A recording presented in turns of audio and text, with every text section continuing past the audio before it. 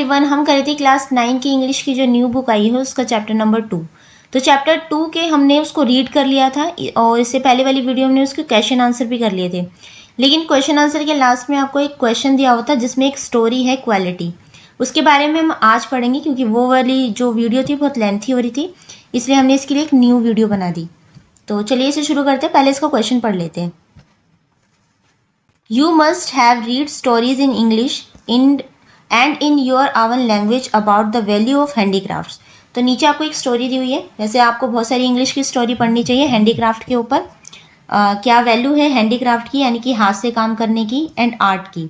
Read the story quality by John Galsworthy, write its review and make a presentation highlighting the decline of traditional crafts and skills versus industrialisation and mass produce goods. तो यहाँ पे आपको देखना है कि traditional craft किस तरीके से होते हैं और जो स्किल बेस्ड जो क्राफ्ट होते हैं हाथ से किए जाते हैं, और जो इंडस्ट्रियलाइजेशन होते हैं मतलब जो मशीनों से बनाए जाते हैं। तो इसमें हम ये स्टोरी में देखेंगे कि किस तरीके का डिफरेंस होता है और क्या है स्टोरी में। चलिए शुरू करते हैं। स्टोरी का नाम है quality. I know him from the days of my extreme youth. मैं उन्हें बचपन के दिनों से जानता था। बिकॉज क्योंकि he made my father's boot, क्योंकि उन्होंने मेरे पिता के जूते बनाए थे। बूट्स यानी कि शूज़ यानी जूते। He lived with his elder brother in his shop. वह लंदन के he lived with his elder brother in his shop which was in a small by street in a fashionable part of London. कहाँ पे था ये? London में था। तो वो लंदन के एक फैशनेबल इलाके में मतलब वहाँ पे ज़्यादा फैशन किया जाता होगा, तो वहाँ पे इलाके में एक छोटी सी गली में, बाय स्ट्रीट स्मॉल स्ट्रीट, एक छोटी सी गली में अपनी दुकान में अपने बड़े भाई के साथ, एल्डर ब्रदर के साथ रहते थे। कौन? जो उनके फादर के शूज़ बनाते थे वो। The shop had a certain quite distinction. दुकान में एक खास शांत की विशिष्टता थी। क्वाइट डिस्टिंक्शन मतलब एक शांति बनी रहती थी उस दुकान में। There was no sign upon it other than the name of Gesslers brothers. तो उस पर गैसलर्स ब्रदर के नाम के अलावा और कोई बोर्ड नहीं था। मतलब ये नहीं लिखा था वहाँ पे कि यहाँ पे जूते बनाए जाते हैं, ऐसा कहीं नहीं लिखा था। सिर्फ शॉप के बाहर लिखा था Gessler brothers. And in the window a few pairs of boots, और खिड़की में जूतों के कुछ जोड़े रखे हुए थे। पेयर्स ऑफ शूज़ यानी जूते के जोड़े रखे हुए थे। He made only what was ordered and what he made never failed to fit. वह केवल वही बनाते थे जिसका ऑर्डर उन्हें दिया जाता था, और जो बनाते थे वह हमेशा मतलब कभी भी फेल नहीं होता था फिट होने में, हमेशा सबके फिट होता था। तो ऐसे वो शूज़ नहीं बनाते थे, जब उन्हें ऑर्डर दिया जाता था ना तभी वो शूज़ बनाते थे। और उनके बनाए हुए जूते आज तक ऐसे नहीं हुआ कि किसी के फिट नहीं आए हो, सबके फिट आते थे। To make boots such boots as he made seems to me then and skill seems to me mysterious and wonderful. जूते बनाना जैसे वह जूते बनाते थे ना, मुझे तब भी और अब भी रहस्यमय, मिस्टीरियस और वंडरफुल, अद्भुत लगता था। मतलब उनके द्वारा बनाए हुए जूते, वो ऐसे जूते बनाते थे कि वो मिस्टीरियस लगते थे और वंडरफुल, अद्भुत लगते थे। आई रिमेंबर, मुझे अच्छी तरह से याद है। Well my shy remarks one day, मुझे अच्छी तरह से याद है एक दिन जब मैंने उनकी ओर अपना while stretching out to him my youthful foot, जब मैंने उनकी ओर अपना जवान पैर फैलाते हुए संकोच से कहा था। ये लिखा है ना यूथफुल फुट, मतलब वो जवान होंगे और अपना पैर फैला के शाय में संकोच से कहा था। Is not it awfully hard to do mister Gessler. क्या यह करना मुश्किल नहीं है मिस्टर गैसलर? तो वो पूछता है कि एक बार जब मैं अपने शूज़ बनवाने गया होगा तो मैंने अपना पैर उनके आगे करा और उनसे कहा क्या ये मुश्किल नहीं है mister गैसलर? And his answer, given with a sudden smile from out of the redness of his bread, it is an art। तो ये जो लैंग्वेज लिखी है ना, it is an art, ये उनकी लैंग्वेज में लिखा है, इसका मतलब है is an art। तो उनका जवाब था, उनकी लाल दाढ़ी, उसमें लिखा है ना his redness beard यानी कि दाढ़ी, लाल दाढ़ी से अचानक मुस्कान के साथ स्माइल करते उन्होंने कहा, यह एक कला है, यह एक आर्ट है। It was not possible to go to him very often, उनके पास अक्सर ज़्यादा जाना संभव नहीं हुआ करता था, मतलब बार बार नहीं जाया जाता था। His boots last is terrible having something beyond the temporary, उनके जो जूते होते थे बहुत स्थायी होते थे, बहुत मजबूत होते थे, उनमें कुछ भी अस्थायी टेम्परेरी नहीं होता था। Some essence of the boots stitched into them, वो एक एक चीज़ को, ऐसे कोई जगह नहीं होती थी बूट्स में कि उन्होंने जो सिली ना हो, स्टिच ना करी हो, सब उन्होंने अच्छे मजबूत टिकाऊ जूते बनाते थे। One went in not as into most shops but restfully as one enters a church and sitting on the single wooden chair weighted.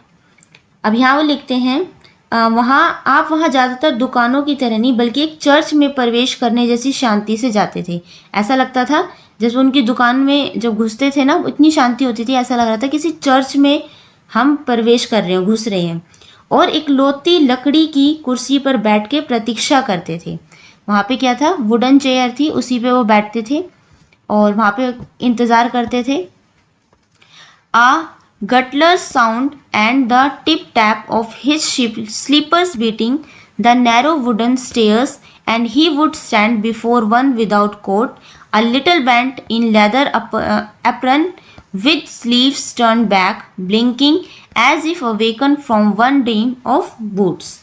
एक गुनगुनाती आवाज़ और उनकी चप्पलों की संकरी लकड़ियों की सीढ़ियों पर जो थपथपाहट होती थी, मतलब लकड़ी की जो चप्पलों पहनते थे उसमें जो आवाज़ आती थी, और बिना कोट के थोड़े झुके हुए, without coat and little bent, थोड़ा सा झुके हुए चमड़े के एप्रन, लेदर यानी कि चमड़ा, चमड़े का जो एप्रन में आस्तीन स्लीव्स होती है बाजू आपकी, वो चढ़ाए हुए और पलके झपकाते सामने खड़े हो जाते मानो जूतों के किसी सपने से जागे हों।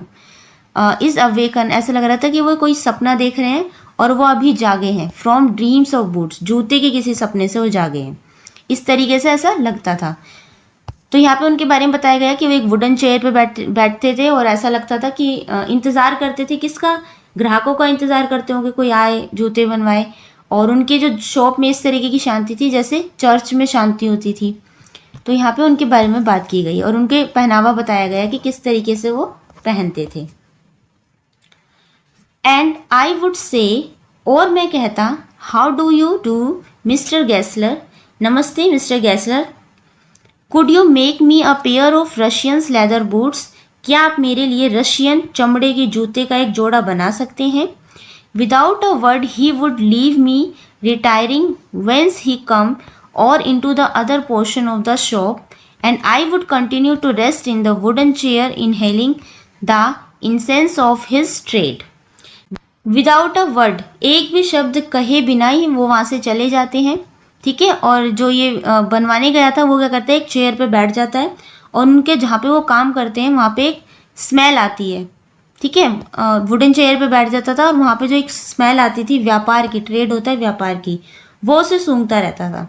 सून ही, जल्दी ही, would come back holding in his hand a piece of golden brown leather, और जल्द ही वो वहाँ पे आते हैं और सोने और भूरे रंग के चमड़े का एक टुकड़ा हाथ में लेकर वो लौट के आते हैं, ठीक है। With eyes fixed on it he would remark, उस पर नजरें टिकाए वह कहता है, व्हाट अ ब्यूटीफुल पीस, क्या सुंदर टुकड़ा है। ये 20 लिखा है, इसका मतलब है piece. When I too had admired it he would speak again, जब भी मैं उनकी तारीफ कर लेता फिर वे बोलते, तुम्हें क्या चाहिए। When do you want them, तुम्हें क्या चाहिए।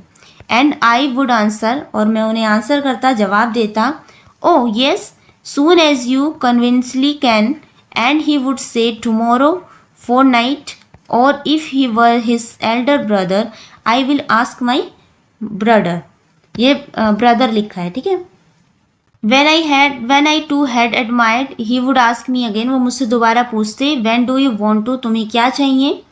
और आंसर, फिर वो उसे जवाब देता जितनी जल्दी हो सके, conveniently can he, and he would say tomorrow for night, कि वो कल बताएंगे, परसों के बाद, जो पखवाड़े के बाद वो बताएंगे, या अगर उनके बड़े भाई होंगे तो उसने अपने भाई से पूछेंगे। चलिए, देन आई वुड, मरमर होता है थोड़ा सा फुसफुसाना, धीरे धीरे बोलना। फिर मैं बुदबुदाता थैंक यू और धन्यवाद कहता। गुड मॉर्निंग मिस्टर गैसलर, अगले दिन मैं कहता गुड मॉर्निंग मिस्टर गैसलर, सुप्रभात। Good morning he would reply, वो भी गुड मॉर्निंग बोलते, मुझे जवाब देते। Still looking at the leather in his hand, और अभी भी मैं उनके हाथ में क्या देखता, उस चमड़े को देखता। And as I moved to the door I would hear the tip tap of his slippers going up stairs to his dreams of boot. तो मैं उनके हाथ में चमड़े को देखता, और जैसे ही वो दरवाजे की ओर बढ़ते और उनकी चप्पलों की जो आवाज़ थी, जैसे ही वो सुनता कि वो सीढ़ियाँ चढ़ी जा रही हैं जूते के अपने सपने की ओर, कि वो अब बूट्स बनाने जा रहे हैं, यानी कि अपना ड्रीम पूरा करने जा रहे हैं। I can not forget that, मैं वह दिन नहीं भूल सकता। That day on which I had occasion to say him mister Gessler that last pair of boots cracked you know. तो मैं वो दिन नहीं भूल सकता जब उनसे कहने का अवसर मिला, मिस्टर गैसलर जूतों का वह आखिरी जोड़ा चरमराता था। क्रिक्ड यानी कि उनमें आवाज़ आती थी। क्या आप जानते हैं? He looked at me for a time without replying, वो थोड़ी देर मेरी तरफ देखते हैं बिना रिप्लाई किए। And as if expecting me to withdraw or qualify the statement then said it shouldn't have cracked I did it, I am afraid you got them wet before they found themself. तो उनसे कुछ कहने का अवसर मिलता, तो उसने कही कि वो जूते का जो आखिरी जोड़ा था वो थोड़ा सा चरमराता था। क्या आप जानती हैं? तो पहले तो वो जवाब नहीं देते, उन्हें देखते रहते हैं, मानो वो चाहते हो कि मैं अपनी बात वापस ले लूँ, मतलब उनके जूतों की कोई बुराई ना करूँ, तारीफ ही करूँ। फिर बोले चरमराना नहीं चाहिए था, मुझे डर है आपने उन्हें भीगने दिया होगा इससे पहले कि वो अपना रूप पकड़ लेते। तो उन्होंने कहा कि चरमराना तो नहीं चाहिए था, शायद आपने उसे भीगने दिया होगा, भीग गए होंगे वो, इसलिए उनमें से आवाज़ आती थी। आई डोंट थिंक सो, मुझे नहीं लगता। At that he lowered his eyes, इस बात पे उन्होंने अपनी आंखें नीची कर ली। As if hunting for memory of those boots and I felt sorry I had mention his grave thing. तो उन्होंने जब आंखें नीचे कर ली, मानो उन्हें जूते की याद खोज रहे हो, और मुझे इस बात का बुरा लगा, खेद हुआ कि मैंने ये बात, गंभीर बात उनसे कह दी कि उनके जूते में जो चरमराने की आवाज़ आ रही है। देन सेंड बैक, मतलब वो मुझे अब वापस भेज दो, वो कहते हैं वो जो जूते हैं वो वापस भेज दो। He said I will look at them, उन्हें वापस भेज दो, मैं उन्हें फिर से देखूंगा। यहाँ लिखा है सम बूट्स, तो कुछ जो जूते होते हैं continue slowly are bad from the birds, कुछ जूते जो हैं यानी कि चमड़े जिसे हम कहें वो पहले से ही ख़राब होते हैं। I can do nothing with them I take off them, अगर मैं उन जूतों का कुछ नहीं कर पाया तो मैं उसके जो बिल है, उसके जो पैसे, वो तुम्हें वापस दे दूंगा या हटा दूंगा। तो इस तरीके की बात वो कहते हैं। once only I went absent mindedly into his shop in a pair of boots bought in a emergency at some large firm। एक बार मैं भूलवश उनकी दुकान में किसी बड़ी कंपनी से खरीदे हुए जूते पहनकर चला गया। He took my order without showing me any leather and I could feel his eyes pretending the inferior covering of my foot। At last he said, "Those are not my boots।" तो पहनकर जब चला गया, उन्होंने मुझे कोई चमड़ा दिखाए बिना ही मेरा ऑर्डर ले लिया, और मुझे लगा कि उनकी नज़रें मेरे पैर के घटिया परत की भेद कर रही हैं, मतलब मेरे पैर को देख रही हैं कि मैंने किस टाइप का लेदर का जूता पहना हुआ है।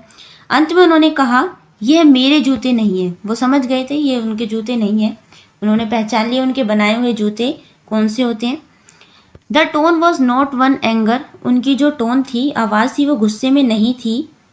नोर ऑफ सोरो, दुख की भी नहीं थी। नॉट इवन द कंटेम्प्ट यानी कि तिरस्कार करना, उसकी भी नहीं थी। But there was in it something quite that froze the blood, लेकिन उसमें एक ऐसी शांत बात थी जो खून को जमा देती है। फ्रोज द ब्लड यानी कि खून को जमा देना।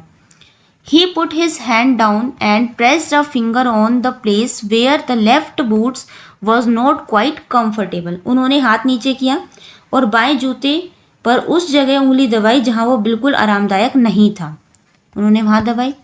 It hurts you dear, he said, does big worms ache the self-respect। तो जहाँ पे वो आरामदायक नहीं था वहाँ उन्होंने उंगली दबाई, वहाँ दर्द होता था। उन्होंने कहा इन बड़ी कंपनियों में कोई आत्मसम्मान नहीं होता, मतलब सेल्फ रिस्पेक्ट नहीं होती। And then, as if something had given way within him, he spoke long and bitterly. It was the only time I ever heard him discuss the conditions and hardship of his trade. और फिर मानो उनके भीतर कुछ टूट गया हो, वह लंबे समय तक कड़वाहट से बोलते रहे, बिटरली यानी कि कड़वाहट से, मतलब बुरा भला जैसे कहते हैं, बोलते रहे। यह एकमात्र बार था जब मैंने उन्हें अपने व्यापार की स्थिति और कठिनाइयों पे बात करते सुना। तो ये कंडीशन थी हार्डशिप ऑफ हिज ट्रेड। पहली बार उन्होंने जो राइटर है उसने पहली बार सुना था अपने कि कैसे जो जूते बनाते थे मिस्टर गेसलर अपने ट्रेड, अपने व्यापार के बारे में क्या क्या कठिनाइयाँ आती हैं उसके बारे में वो बता रहे थे। ये ऐसा पहली बार हुआ था। They get did all he said, they get did by advertisement, not by work, they take it away from us who love your woods it who loves your buds, यहाँ तक करते हैं। वे सब कुछ पा लेते, उन्होंने कहा वे इसे विज्ञापन से पाते, विज्ञापन से यानी कि एडवर्टाइजमेंट करते तब वो उन्हें सब कुछ मिलता, पर वो काम से नहीं पाते। मतलब चीज़ों को बढ़ा चढ़ा कर दिखा देते, लेकिन क्वालिटी को अगर नहीं दिखाते तो सब नहीं मिलता। मतलब उस समय एडवर्टीजमेंट ज़्यादा वर्क करते हैं। वे हमसे छीन लेते और अपने जूतों से प्यार करते हैं। तो take it away from us who love our boots, वो हमसे हमारे जूते छीन लेते। और ये जो थे मिस्टर गेसलर अपने जूतों से बहुत प्यार करते थे, अपने काम से बहुत प्यार करते थे।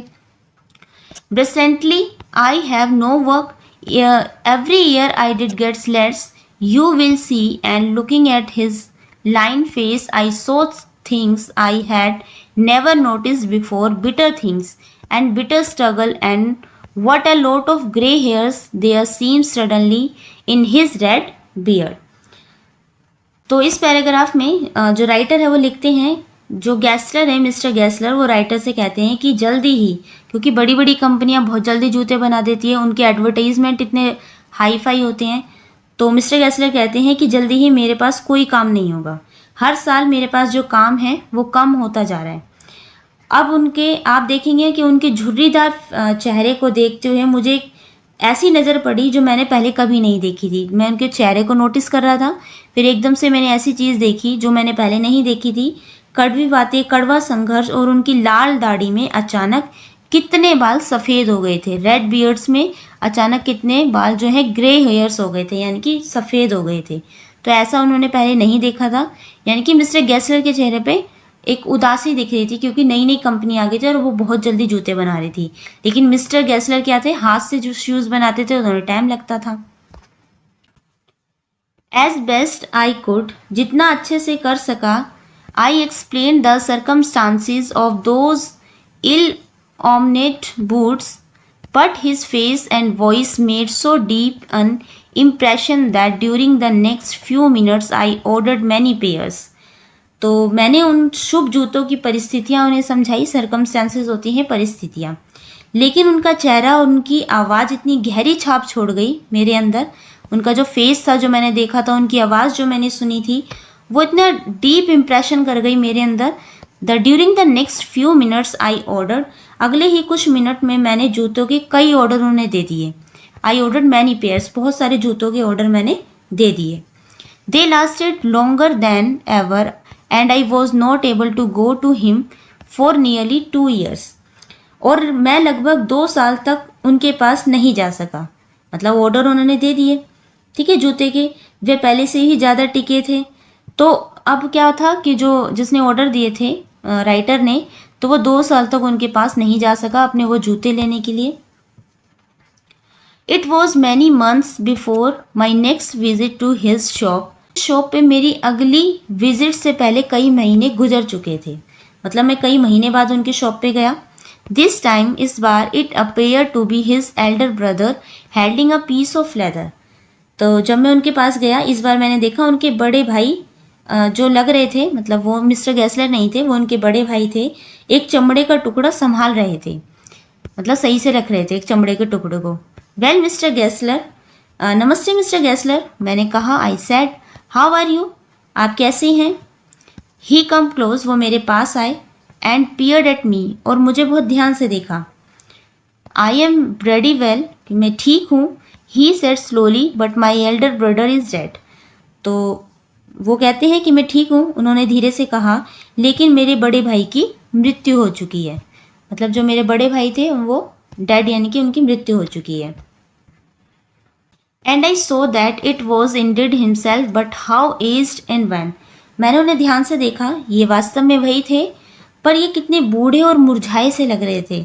And never before had I heard him mention his brother, much shocked I murmured, oh I am sorry. और वो पहले कभी उन्होंने उनके बड़े भाई का जिक्र करते कभी नहीं सुना था उन्हें, कि उनका कोई बड़ा भाई भी है। बहुत हैरान होकर मैं कुछ मरमर यानी कि बुदबुदाया, धीरे से बोला, ओह मुझे बहुत खेद है, I am sorry. Yes he answer, हाँ उन्होंने जवाब दिया। ही वॉज ए गुड मैन, वो एक अच्छे इंसान थे। He made a good boot, वो बहुत अच्छे जूते भी बनाए उन्होंने। बट ही इज़ डेड, लेकिन अब वो चले गए, मतलब डेड हो गए। And he touch the top of his head, where the hair had suddenly gone as thin as it had been on that of his poor brother, to indicate I suppose the cause of his death.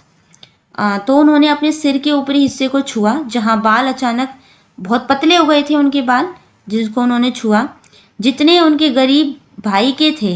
मतलब उन्होंने इसके भाई को क्या बताया, उन्होंने गरीब बताया, पूरे ब्रदर के थे वैसे उनके बाल थे। शायद मृत्यु का कारण बताने के लिए, शायद वो उसके किस तरीके से उनके ब्रदर की डेथ हो गई वो उसका कारण बता रहे थे, कोज बताना चाह रहे थे। Do you want any boots, क्या आप जूते चाहते हो कोई से। And he held the leather in his hand, और उनके हाथ में अभी भी चमड़ा था। It is a beautiful piece, और यह एक सुंदर टुकड़ा था, बहुत अच्छा उन्होंने चमड़ा ले रखा था। तो वो उससे ये पूछते हैं, क्या तुम्हें जूते चाहिए। आई ऑर्डर सेवरल पेयर्स, तो वो कहते हैं कि मैंने कई जोड़े जूते जो हैं ऑर्डर किए थे। It was very long before they come, मतलब मुझे आने में बहुत समय लग गया, मैंने बहुत पहले किए थे। But they were better than ever, लेकिन अब वो ठीक हैं, अब पहले से ठीक हैं। One simply could not wear them out, and soon after that I went abroad. तो उनके समय उसके कुछ समय बाद वे विदेश चला गया था, क्योंकि वो ऑर्डर करने के बाद कई महीने बाद आया था ना उन्हें लेने के लिए। तो वह कहता है, I could not wear them, मैंने उन्हें पहना नहीं हूँ जूतों को, क्योंकि मैं at soon after then I went abroad, मैं बाहर चला गया था, विदेश चला गया था। It was a over a year before I was again in London, तो मैं लंदन से कई महीने बाद जब वापस आया, कई साल बाद जब वापस आया। And the first shop I went to was my old friend, और जो पहली शॉप पर, पहली दुकान पे मैं गया, वो मेरी ओल्ड फ्रेंड की थी, यानी कि मिस्टर गेस्लर की थी। I had left a man of 60, मैं जिस आदमी को पहले छोड़ के गया था वो 60 साल का था, 60 ईयर्स का। I came back to one of 75, और जब मैं वापस आया तो वो मुझे 75 के मिले। पिंच्ड एंड वॉर्म, बहुत थके हुए और दुबले पतले। Who generally this time did not at first know me, तो वो मुझे इस बार भी पहचान नहीं पाए। Do you want any boots, उन्होंने फिर से मुझसे वही कहा, क्या तुम्हें कोई जूते चाहिए। He said, I can make them quickly, is it a black time, यानी कि अभी बहुत ब्लैंक टाइम है, मतलब कम इतना मेरे पास अभी काम नहीं है, मैं उन्हें जल्दी बना दूंगा। तो मैंने आंसर किया, आई आंसर्ड, प्लीज़ प्लीज़, हाँ हाँ बिल्कुल। I want boots all around every kind, कि मुझे जूते चाहिए, हर तरीके के, हर प्रकार के जूते चाहिए। I had given those boots up when one evening they come, तो जितने भी बूट्स मैंने उन्हें दिए थे बनाने को, एक इवनिंग को वो सारे जो बूट्स थे, जूते मेरे पास आए। One by one I tried them on, एक एक करके मैंने सबको ट्राई किया, पहन के देखा। In shape and fit, in finish and quality of leather, they were the best he had ever made, तो उनकी जो फिनिशिंग थी और जिसको पहना था मैंने, उनकी जो फिटनेस थी, उनकी शेप थी, उनकी क्वालिटी थी, लेदर की जो क्वालिटी थी, वो सब कुछ बेस्ट थी, बिल्कुल जैसे वो अभी तक बनाते आए हैं सेम वैसे उन्होंने बेस्ट बनाए थे। आई फ्लू डाउन स्टेयर्स, मैं नीचे सीढ़ियों से उतर के गया। Wrote a cheque and posted it at once with my own hand, मैंने उनके नाम एक चेक लिखा और उसे खुद अपने हाथों से पोस्ट किया। अ वीक लेटर, एक हफ्ते बाद, पासिंग द लिटिल स्ट्रीट, मैं उस छोटी गली से ही जा रहा था। आई थॉट, मैंने सोचा, I would go in and tell him how splendid the new boots fitted. तो मैंने सोचा अब मैं उनकी शॉप के पास से ही जा रहा था, तो मैं उनके पास जाता हूँ और स्प्लेंडेड यानी कि उन्हें बताता हूँ कि कितने अच्छे आपने जूते बनाए थे, मेरे बहुत फिट आए। बट लेकिन when I come to where, लेकिन जब मैं वहाँ पहुँचा, his shop had been, his name was gone. वहाँ पे वो शॉप तो थी लेकिन वहाँ पे उनका नाम नहीं था, मतलब उस शॉप पे उनका नाम नहीं था। I went a very much disturb, मैं थोड़ा डिस्टर्ब हो गया।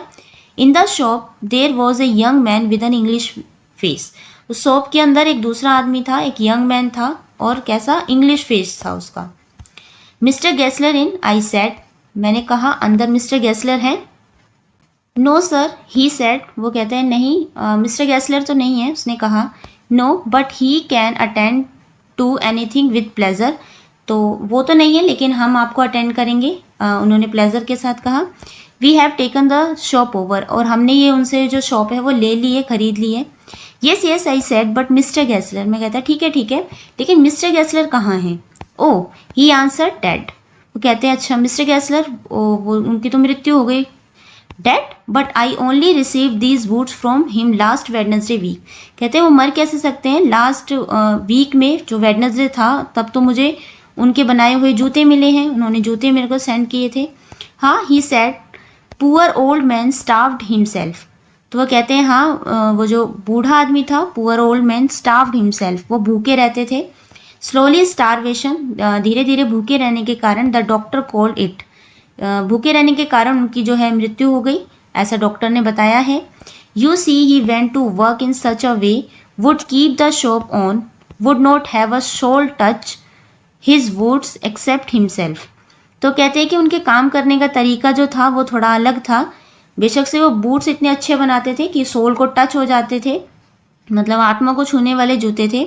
When he goat N order, जब ये उन्हें कोई ऑर्डर मिलता था, ही took him such a time, तो वो बहुत टाइम लेते थे उन शूज़ को बनाने के लिए क्योंकि वो हाथ से बनाते थे। पीपल वॉन्ट वेट, और आजकल के जो लोग हैं वो वेट नहीं करते हैं, वेट करना पसंद नहीं है, जो चीज़ ऑर्डर दिया तुरंत चाहिए।